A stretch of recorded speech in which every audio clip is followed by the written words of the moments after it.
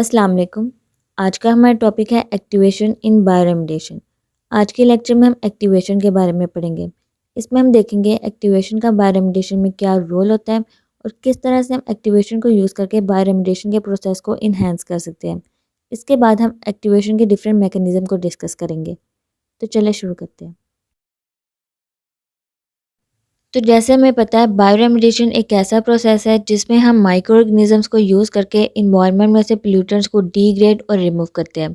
Activation एक ऐसा process होता है जो किसी भी चीज़ को एक्टिवेट करता है, उनकी एक्टिविटी को इन्हेंस करता है। तो बायोरेमेडिएशन के प्रोसेस में एक्टिवेशन माइक्रो ऑर्गेनिजम्स की एक्टिविटी को इन्हेंस और स्टिमुलेट करता है, जिसकी वजह से माइक्रो ऑर्गेनिज्म के लिए ईजी हो जाता है इन्वायरमेंट में से पोल्यूटेंट्स को डिग्रेड करना और रिमूव करना। बायोरेमेडिएशन में माइक्रो ऑर्गेनिज्म ऐसे एजेंट्स होते हैं जो कैपेबल होते हैं किसी भी टाइप के कंटेमिनेंट्स को डिग्रेड करने में, जैसे कि हाइड्रोकार्बन, पेस्टिसाइड्स और हैवी मेटल्स वगैरह। लेकिन इसके लिए हमें स्पेसिफिक अमाउंट के माइक्रो ऑर्गेनिजम्स चाहिए होते हैं और सूटेबल इन्वायरमेंट और सूटेबल न्यूट्रिएंट्स माइक्रो ऑर्गेनिज्म को चाहिए होते हैं ताकि वो अपनी ग्रोथ और फंक्शन को प्रॉपरली परफॉर्म कर सके। तो बायोरेमेडिएशन में एक्टिवेशन इसलिए ज़रूरी होते हैं क्योंकि कभी कभार कंटामिनेटेड इन्वायरमेंट में जो माइक्रोबियल पॉपुलेशन प्रेजेंट होते हैं वो सफिशेंट नहीं होते कि वो किसी भी पोल्यूटेंट्स को इफेक्टिवली डिग्रेड कर सके, या फिर वहाँ की जो कंडीशन है वो माइक्रो ऑर्गेनिज्म की ग्रोथ और एक्टिविटी के लिए ऑप्टिमल नहीं होते। या कभी कभार ये भी होता है जो कंटामिनेटेड साइट्स होती है वहाँ पे सफिशेंट अमाउंट के माइक्रो ऑर्गेनिज्म प्रेजेंट नहीं होते, वहाँ पे लेस अमाउंट के माइक्रो ऑर्गेनिज्म प्रेजेंट होते हैं। तो इसलिए इसके लिए हमें वेरियस टेक्निक्स यूज़ करने पड़ते हैं ताकि हम माइक्रो ऑर्गेनिज़म्स को एक्टिवेट कर सकें और उनकी एक्टिविटी को प्रमोट कर सकें। तो इसके लिए हम एक्टिवेशन के प्रोसेस को यूज़ करते हैं, क्योंकि एक्टिवेशन माइक्रो ऑर्गेनिज़म्स की एक्टिविटीज़ को और फंक्शंस को इन्हेंस करता है। नेक्स्ट हमारे पास है mechanism to activate micro organisms.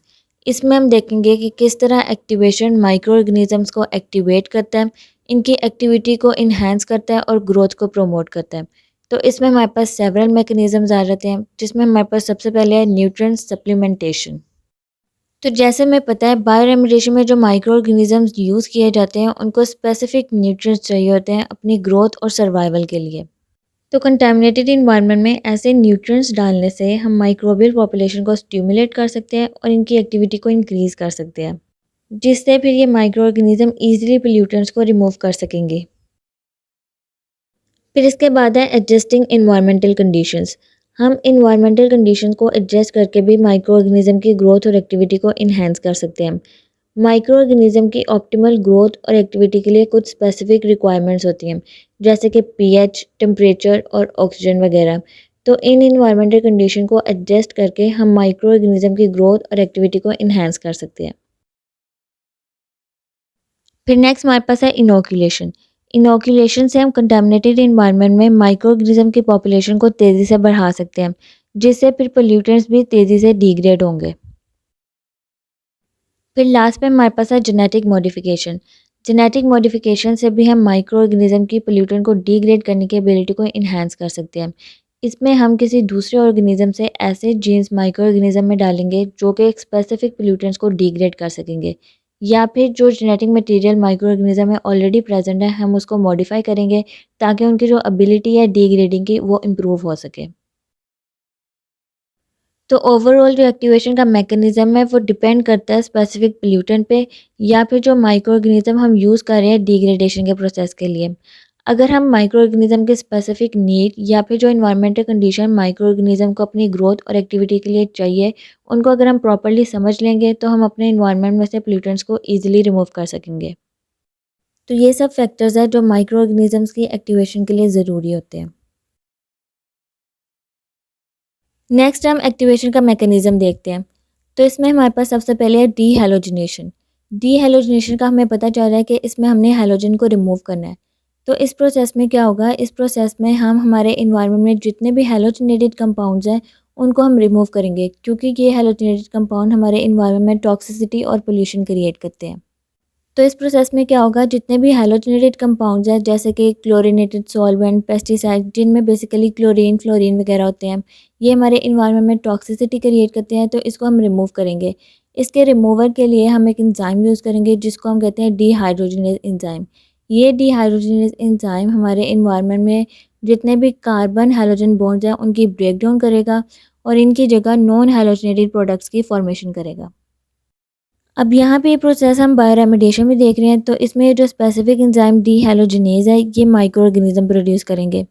ये एंजाइम हमारे इन्वायरमेंट में सिर्फ जो हैलोजन कंपाउंड्स हैं, जो कार्बन हैलोजन बॉन्ड्स हैं, सिर्फ इन्हीं को टारगेट करेंगे और इन्हीं को हमारे इन्वायरमेंट से रिमूव करेंगे। नेक्स्ट प्रोसेस हमारे पास है नाइट्रो अमाइन फॉर्मेशन। इस प्रोसेस में जितने भी नाइट्रो ग्रुप है उनकी रिडक्शन की जाती है, क्योंकि नाइट्रो ग्रुप बहुत से लिविंग ऑर्गेनिज्म के लिए हार्मफुल होते हैं। इनकी रिडक्शन करके इनकी जगह हम अमाइनो ग्रुप लगाएंगे ताकि ये लेस हार्मफुल हो सके। तो इस प्रोसेस में बेसिकली क्या होगा, जितने भी नाइट्रो कंपाउंड्स हैं जिसमें हमारे पास नाइट्रो एरोमेटिक और नाइट्रोफेनॉल्स आ जाते हैं, ये बहुत से इंडस्ट्रियल बेस्ड एक्सप्लोजिव और पेस्टिसाइड में पाए जाते हैं। इनकी हम रिडक्शन करेंगे और इनकी जगह अमाइनो ग्रुप लगा देंगे। इस प्रोसेस के लिए माइक्रो ऑर्गेनिज्म एक स्पेसिफिक एंजाइम प्रोड्यूस करते हैं, नाइट्रो रिडक्टेज। इन एंजाइम में ये एबिलिटी होती है कि ये नाइट्रो ग्रुप की रिडक्शन करके इनकी जगह अमाइनो ग्रुप की फॉर्मेशन कर सके। नेक्स्ट प्रोसेस हमारे पास है इपॉक्सीडेशन। इसमें हम सबसे पहले देखते हैं इपॉक्सीडेशन होती क्या है। तो इपॉक्सीडेशन में बेसिकली हमारे पास इपॉक्साइड्स की फॉर्मेशन होती है। इपॉक्साइड्स को हम साइक्लिक ईथर भी कहते हैं। ये एक ऐसा केमिकल रिएक्शन होता है जिसमें डबल बॉन्ड मॉलिक्यूल को इपॉक्साइड में कन्वर्ट किया जाता है। जैसे कि इस रिएक्शन में हम देख सकते हैं, ये हमारे पास एल्कीन है, ये डबल बॉन्डेड है। इनकी इपॉक्सीडेशन होगी तो यहाँ पे ये इस तरह से इपॉक्साइड्स बन जाएंगे। ये 3 मेंबर रिंग होती है और इनमें एक ऑक्सीजन एटम होता है। तो बेसिकली इपॉक्सीडेशन एक ऐसा केमिकल रिएक्शन है जिसमें डबल बॉन्डेड मॉलिक्यूल को इपॉक्साइड में कन्वर्ट किया जाता है ताकि वो लेस हार्मफुल हो सके। बायोरेमिडिएशन के प्रोसेस में बहुत से हार्मफुल पोल्यूटेंट की डिग्रेडेशन में इपॉक्सीडेशन बहुत इंपॉर्टेंट रोल प्ले करते हैं। इसमें माइक्रो ऑर्गेनिज्म एक स्पेसिफिक एंजाइम प्रोड्यूस करते हैं जो कि है इपॉक्साइड हाइड्रोलिसिस। ये स्पेसिफिक एंजाइम बहुत से जो ऑर्गेनिक कंपाउंड होते हैं उनकी इपॉक्सीडेशन में हेल्पफुल होते हैं। जब हमारे इन्वायरमेंट में ऐसे पोल्यूटेंट प्रेजेंट होते हैं जो कि डबल बॉन्डेड होते हैं, जैसे कि ऑर्गेनिक सॉल्वेंट और पॉलीसाइक्लिक एरोमेटिक हाइड्रोकार्बन, तो उनको डिग्रेड करने में इपॉक्सीडेशन बहुत इंपॉर्टेंट रोल प्ले करते हैं। इस प्रोसेस में माइक्रो ऑर्गेनिज्म जो एंजाइम प्रोड्यूस करते हैं एपॉक्साइड हाइड्रोलिसिस, इनमें ये एबिलिटी होती है कि ये इन कंपाउंड को रेडिली डिग्रेडेबल फॉर्म में कन्वर्ट कर दें ताकि फिर माइक्रो ऑर्गेनिज्म के लिए इन कंपाउंड को डिग्रेड करना ईजी हो जाए। तो इस तरह से हम इपॉक्सीडेशन के प्रोसेस में कुछ स्पेसिफिक एंजाइम्स जैसे कि इपॉक्साइड हाइड्रोलेज को यूज़ करके इन्वायरमेंट में से पोल्यूटेंट्स को डिग्रेड कर सकते हैं। नेक्स्ट हमारे पास है hydrolysis of esters. Hydrolysis of ester भी बायोरेमिडिएशन में बहुत इंपॉर्टेंट रोल प्ले करते हैं। ये कॉम्प्लेक्स ऑर्गेनिक कंपाउंड को सिंपलर और इजीली डिग्रेडेबल फॉर्म में कन्वर्ट कर देते हैं, जिससे फिर माइक्रो ऑर्गेनिज्म के लिए इन पोल्यूटेंट्स को डिग्रेड करना ईजी हो जाता है। एस्टर्स ऐसे ऑर्गेनिक कंपाउंड होते हैं जो अल्कोहल और ऑर्गेनिक एसिड के रिएक्शन से प्रोड्यूस होते हैं। ये बहुत से पोल्यूटेंट्स में पाए जाते हैं जैसे कि पेस्टिसाइड, हर्बिसाइड और दूसरे इंडस्ट्रियल केमिकल्स वगैरह।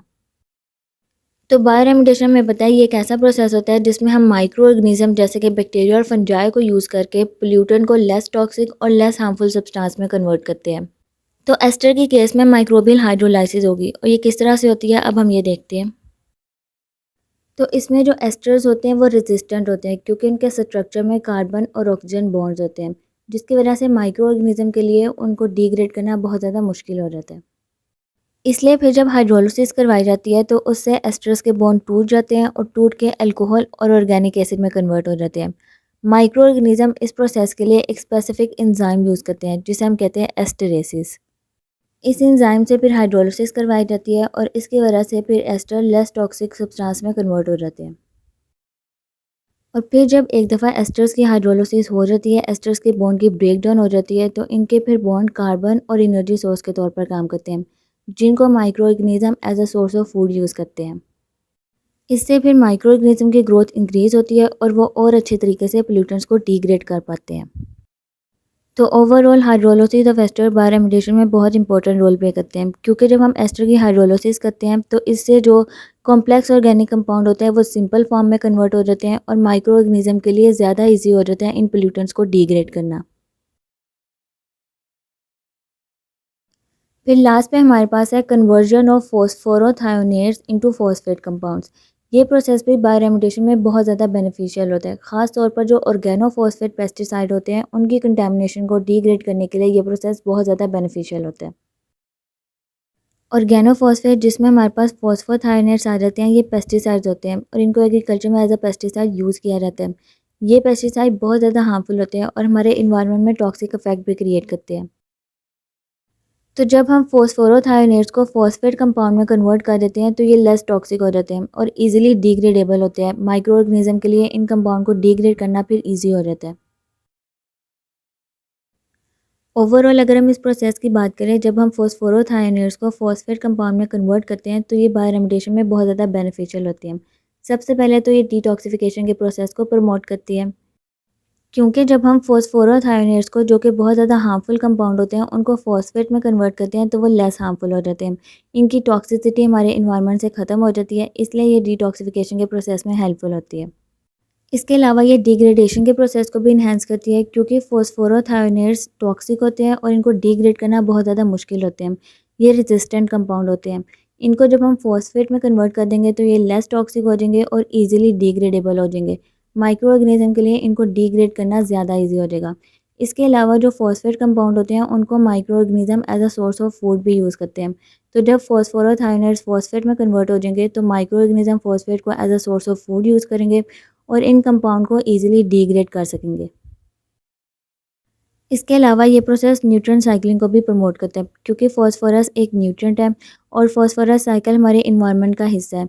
तो जब ये फॉस्फोरेट कंपाउंड फॉस्फेट में कन्वर्ट हो जाते हैं तो फॉस्फोरस को plants, micro organism as a source of food use करते हैं और इससे फिर माइक्रो ऑर्गेनिज्म की और प्लांट की ग्रोथ इंक्रीज होती है। तो इस वजह से ये न्यूट्रिएंट साइक्लिंग को भी सपोर्ट करता है। और फिर लास्ट पे है facilitate nutrient availability for plant.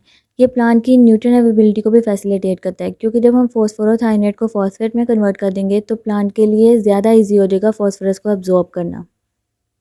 तो इस तरह से ये प्रोसेस बायोरेमिडिएशन में बहुत ज़्यादा बेनिफिशियल होता है।